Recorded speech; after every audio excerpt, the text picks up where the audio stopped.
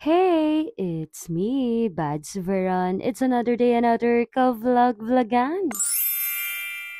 For today's ganap nga mga kabads, nandito kami ngayon sa Peñel. At dito nga yan sa Capas Tarlac. At isa nga ito sa mga lugar na hindi ko makakalimutan at babalik-balikan. Pagtungtong mo pa nga lang sa lugar na ito, mukhang napakasagrado. Mararamdaman mo yung kapayapaan, katahimikan at ganda ng tanawin. At ang mga kasama ko nga rito, yung mga nakakasama namin sa church. At hindi lang sila basta-basta nakakasama sa church, kundi co-teachers din ni Mama, mga kaibigan rin namin, mga kapatid at mentor. At syempre, si Badsnit. At alam nyo ba, isa nga sa pinakamalaking blessing para sa akin, yung kaparehas mo yung partner mo ng paniniwala. Masaya ang relasyon, may kapayapaan, basta center nyo si God. At syempre, mas masaya ang puso ko kapag nakakasama ko na si Mama sa mga pinupuntahan namin. Parang kailan lang kapag may field trip sila, ako yung sinasama niya. Kaya sobrang nagpapasalamat talaga ako kay Lord dahil unti-unti natutupad ko na yung mga pangarap ko. Mukhang simple lang ito para sa iba, pero alam nyo ba, sa totoo lang, ito talaga yung tunay na kayamanan natin. Ito yung mga priceless, walang kapalit, yung masaya ka sa buhay mo at kontento ka kung anong meron ka. Wala kang dinadalang inggit,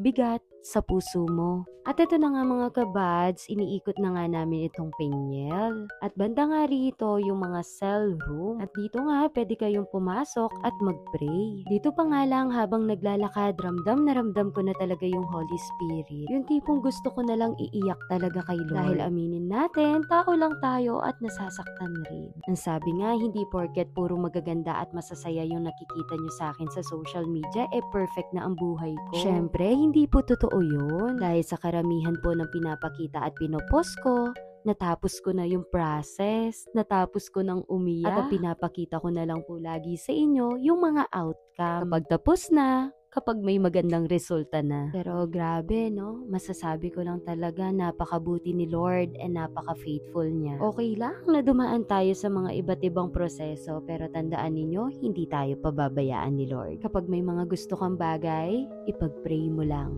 At syempre, kailangan mo ring maghintay, pero may kasamang aksyon. At huwag kang mag-alala dahil ibibigay niya yan in His perfect time. Nasasabi ko tong mga to dahil living testimony talaga yung buhay ko. Kung babalikan ko yung nakaraan, yung buhay namin noon at buhay ko noon, naku, sobrang layo na. At masasabi ko talagang all glory to God. Thank you Lord kasi nakalaya na po ako. Pero alam nyo kung ano yung tunay na kalayaan? Ayun kapag tinanggap mo si Lord sa buhay mo. Hindi lang yung basta kilala mo yung pangalan niya, kilala mong siya yung Diyos, kundi may relasyon ka talaga sa Kanya. And nakikita mo paano siya kumilos sa buhay mo.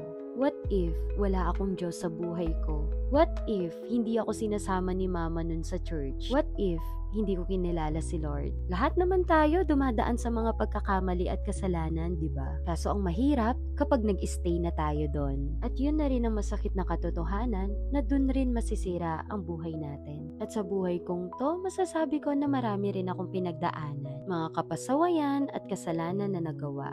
Pero huli na para pagsisihan ko pa. Dahil sa totoo lang, ito yung humubog sa buhay ko. Humubog sa pagkatao ko na nagsasabi talaga na si God, full of grace and full of mercy. Kahit sino ka pa, kahit ano ka pa, ano man yung mga nagawa mong kasalanan, handa siyang makinig at handa ka niyang tanggapin. Tulad ng pagpapatawad niya sa'yo, matuto ka ring magpatawad sa kapwa mo.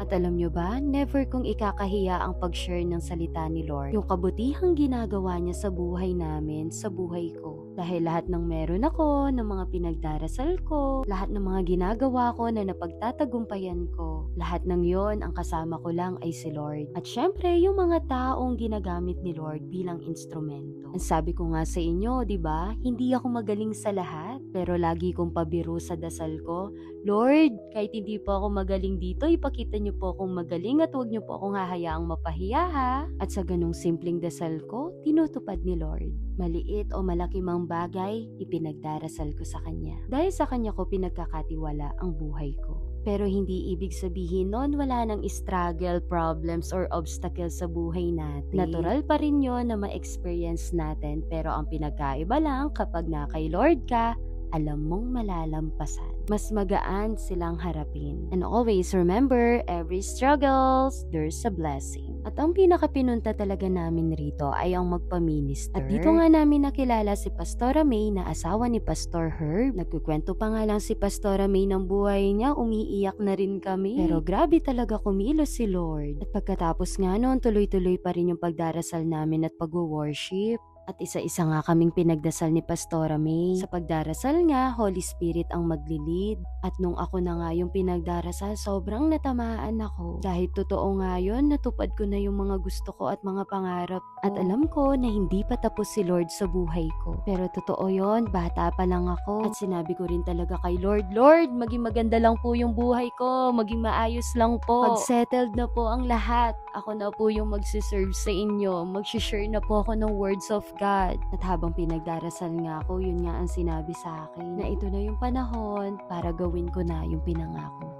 Kaya sobrang nagpapasalamat po ako sa mga taong nasisharean ko ng John 3:16. Naway itatak natin sa puso at isipan at isabuhay natin. At napaka-amazing talaga ng ways ni Lord. Nagpapasalamat ako sa mga taong kasama ko rito. Dahil isa sila sa mga way kung saan mas nakikilala at mas lumalalim yung relationship ko kay Lord. At dadalhin ka talaga ni Lord kung saan kanya magagamit. And before I end this video, gusto ko lang pong i-share sa inyo kung ano yung sinabi sa akin ni Pastora na Bible verse. Sabi sa Psalm 34:8, "Taste and see that the Lord is good.